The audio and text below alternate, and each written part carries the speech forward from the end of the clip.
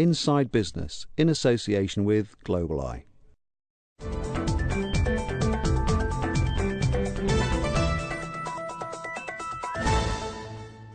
Well, it's a financial worry many people have, and not just a few people, but a growing number since the economic downturn begins to bite hard. It's called negative equity, and the warning bells start ringing when you realise your mortgage is worth more than your property. It's said that most negative equity situations resolve themselves over the course of time. The reasoning is that the housing market will eventually increase and your mortgage and home equity loans will decrease. In finance, though, these days, you can never be sure of anything. Well, Tim Sealre is back on the programme today. And a reminder, if you'd like to ask Tim a question, financially related, you can write to us directly at ib@city7tv.com. Tim, thanks for joining us once again. Hi, Greg. Now, I mean, negative equity is not just about mortgages and things, is it? No, we generally associate it with property because property is generally the largest asset that most of us will buy. But of course, you can put the same overlay onto any kind of other asset, whether it be a car, jewellery, etc. If it goes down in value and it's more than what you pay, that's generally what we consider negative equity. Now, I mentioned there in the introduction that some people sort of want to wait out a negative equity situation because in time things will get better. Do you agree with that? Totally. I mean, property is like any other asset class, whether it's bonds, cash, equities, etc. Over time, they will come up in value. The trouble is now is that if you have to sell your asset, and in this case property, then of course if your mortgage is worth more than your property, then you're in that negative equity scenario. So if you can hold on, that is the best thing to do. Would you say that it's better for people to put down a larger down payment at the beginning and shouldn't in a sense be forced to do so? If it's possible, it's that dilemma again about being able to put down a large lump sum and to get the property that you want and afford the subsequent payments thereafter. And that should really come out with a conversation with a mortgage broker or indeed the lender in the first instance. But of course you then have competitiveness between banks to say, well look, give us less money as a deposit so we can get you on our books. But unfortunately, in the long term, if we're going to go into a negative equity scenario, which is what we're now experiencing in Dubai, I mean, this is a first for Dubai, remember, because, of course, the last 5 years, we've seen nothing but positive gains. We've now had a correction quite significantly, which has now dropped a lot of people into negative equity, which they, 6 months ago, never imagined they'd be in. So if you could put down a larger amount at outset, that would obviously leave that negative equity scenario coming to you for a bit longer. But it still could be coming your way. How would you suggest people protect themselves? And can they protect themselves from negative equity? Difficult. Once again, it comes down to making sure that you get your ducks in a row financially to make sure you haven't overexposed yourself and that you've taken into consideration there could be a downward trend of the marketplace, which, as I say, is a very new thing here in Dubai, but it's now starting to hit home. There's another way of protecting yourself as well.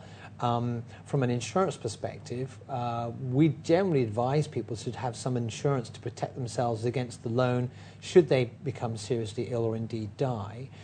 Typically, once again, in Dubai, because the markets have always gone up, people haven't bothered with the insurance element because they say, well, look, if something happens to me, I sell the property, pay off the bank, and there'll still be lots of money left over for my family.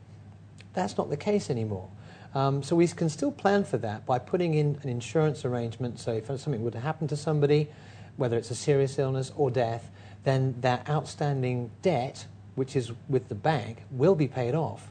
Because you must remember, if anything does happen to you, debts don't die with you. It gets passed on to your family, and I'm sure that's the last thing you want to have happen. Bad debt doesn't go away. So, I mean, if someone just wants to say, OK, I've been pushed into negative equity, I'm throwing in the keys to a car or a house or whatever, and I want to walk away from the situation.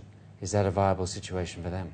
It's never a viable situation in any circumstance, whether it's here or anywhere else in the world. And typically, once again, in Europe, particularly UK, you can be pursued for up to 5 years for that outstanding debt, liability, whatever it might be.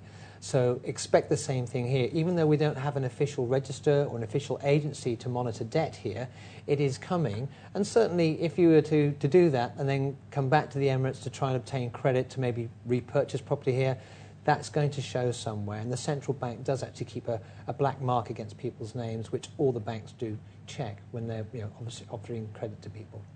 In the long run, are you one of the believers in the fact that this is all healthy for the market? In other words, the market will be healthier after this downturn? I think so, because once again, there was this one-way bet mentality in Dubai that everything's just going to go up, and that is clearly not going to happen. It doesn't happen in any market. So I think people have been financially sobered up as to what's going on at the moment. Of course, no one wants to see people losing out and values of properties going down, but we needed to have this wake-up call, and I'm hoping that the usual market forces, the free market forces of supply and demand will take over. The usual scenarios of location, location, location will come into place, and people will place a lot more financial diligence in property investment as if they would do in every other part of the world here as well. From what you're hearing, how and to what extent could negative equity get more serious in the region? It could continue to get worse if the banks continue to push interest rates up and push more people into default. Because presently they're not lending. We need liquidity to come to this market, so then if liquidity is here, people can then take out mortgages and then start to buy up some of the surplus which is coming into the marketplace here. More importantly, the developers themselves, who need money to complete projects, they need money too. So we need this liquidity issue to come back into the market, but also we need some very definitive instruction from whether it's central bank or governmental bodies to tell the lenders here not to penalise the end users, the consumers. And just finally, Tim, are people at the moment overinsured in this city or underinsured? I've never found anyone yet who's overinsured. We've yet to have a widow come to our office and say this cheque is too large. So if we find anyone who's overinsured, I'll certainly let you know. Tim Sealre, thanks once again. Thank you. There we are. That's Tim Sealre back on the programme. And if you'd like to ask Tim a question, you can do so. You can write to him through us at ib@city7tv.com with your question. Please do include your name and which city you live in. For now, though, from all of us on the business team on this edition of the programme, goodbye and have a good weekend.